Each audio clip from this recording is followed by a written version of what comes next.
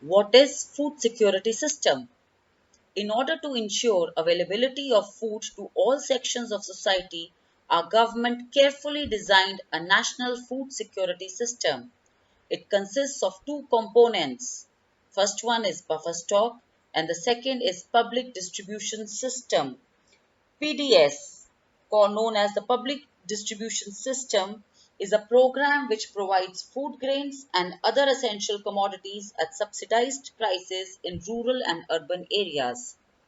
India's food security policy has a primary objective to ensure availability of food grains to the common people at an affordable price.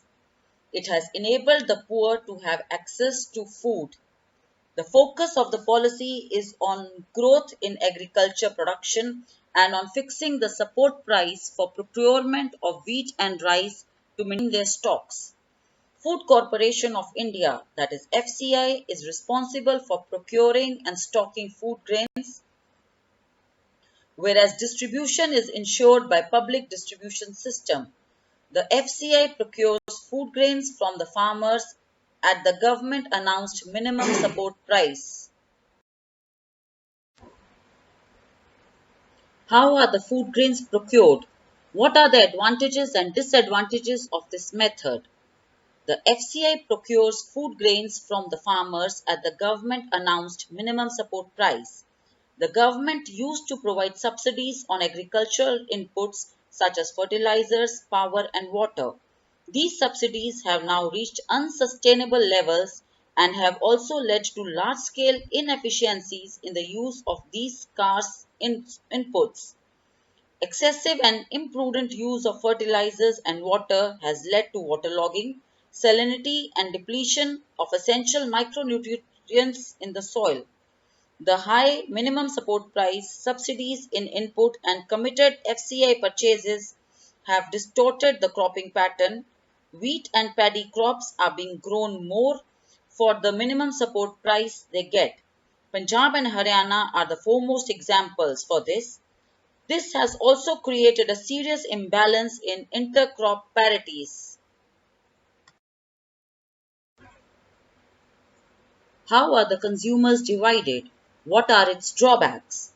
Consumers are divided into two categories: below poverty line, that is BPL, and above poverty line, that is APL, with the issue price being different for each category. However, this categorization is not perfect and a number of deserving poor have been excluded from the BPL category. Moreover, some of the so-called APL slip back to BPL because of the failure of even one crop, and it is administratively difficult to accommodate such shifts. How can we become self-sufficient? Each district and block can be made self-sufficient in food grain production if government provides proper agricultural infrastructure, credit linkages, and also encourages the use of latest techniques. Instead of concentrating only on rice or wheat, the food crop with a better growth potential in that particular area must be encouraged. Creation of necessary infrastructure like irrigation facilities, availability of electricity, etc., may also attract private investments in agriculture. The focus on increasing food grain production, which should be on a sustainable basis and also free trade in grains, will create massive employment and reduce poverty in rural areas. What is the future of India's food security? There has been a gradual shift from cultivation of food crops to cultivation of fruits, vegetables, oilseeds, and industrial crops. This has led to the reduction in net sown area under cereals and pulses. With the growing population of India, the declining food production puts a big question mark over the country's future food security. The competition for land between non-agricultural uses such as housing etc. and agriculture has resulted in reduction in the net sown area. The productivity of land has started showing a declining trend. Fertilizers, pesticides and insecticides, which once showed dramatic results, are now being held responsible for degrading the soils. Periodic scarcity of water has led to reduction in area under irrigation. Inefficient water management has led to waterlogging and salinity. If we study the table given on the screen, one question comes to my mind. Why has food grain production remained stagnant or fallen for 5 consecutive years? One important reason for this is land degradation. Then, free power to a section of farmers has encouraged them to pump groundwater to grow water intensive crops in low rainfall areas, such as for rice in Punjab, sugarcane in Maharashtra. This unsustainable pumping has reduced water storage in aquifers. Consequently, many wells and tube wells have run dry. This has pushed the marginal and small farmers out of cultivation. Inadequate storage and marketing facilities has badly affected the farmer, and they pay high prices for inputs such as HYV seeds, fertilizers, etc., but lack the bargaining power to fix prices in their favor. All the production reaches the market simultaneously. The higher the supply, the lower is the demand. Therefore, there can be no food security without the security of the small farmers. What is the impact of globalization on agriculture? Globalization is not a new phenomenon. It was there at the time of colonization.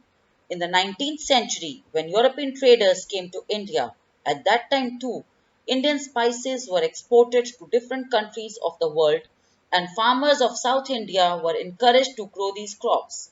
Till today, it is one of the important items of export from India.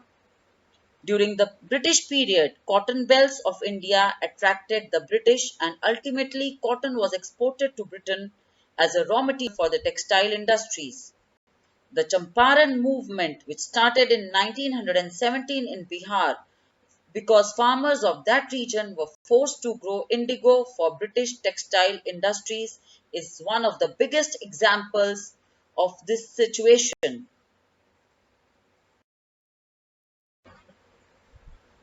What were the challenges in agriculture after globalization? Under globalization, particularly after 1990s, the farmers in India have been exposed to the new challenges. Despite being an important producer of rice, cotton, rubber, tea, coffee, jute, and spices, our agricultural products are not able to compete with the developed countries because of the highly subsidized agriculture in those countries. Today, Indian agriculture finds itself at the crossroads. How to rectify it? To make agriculture successful and profitable, proper thrust should be given to the improvement of the condition of marginal and small farmers. The Green Revolution promised much, but today it's under controversies. It is being alleged that it has caused land degradation due to overuse of chemicals, drying aquifers, and vanishing biodiversity. The key word today is gene revolution, which includes genetic engineering. In fact, organic farming is much in vogue today. Why so? This is so because it is practiced without factory made chemicals such as fertilizers and pesticides. Hence, it does not affect the environment in a negative manner. A few economists think that Indian farmers have a bleak future if they continue growing food grains on the holdings that grow smaller and smaller as the population rises. India's rural population is about 600 million, which depends upon 250 million hectares of agricultural land approximately, an average of less than half a hectare per person. Indian farmers should diversify their cropping pattern from cereals to high value crops. Why so? This will increase income and reduce environmental degradation simultaneously because fruits, medicinal herbs, flowers, vegetables, biodiesel crops like Jatropha and jujube need much less irrigation than rice or sugarcane. India's diverse climate can be harnessed to grow a wide range of high-value crops. Students, with this I conclude the topic. I have put some tables which I've taken from the internet showing the major crops of India and mentioning their details for your better understanding. Thank you.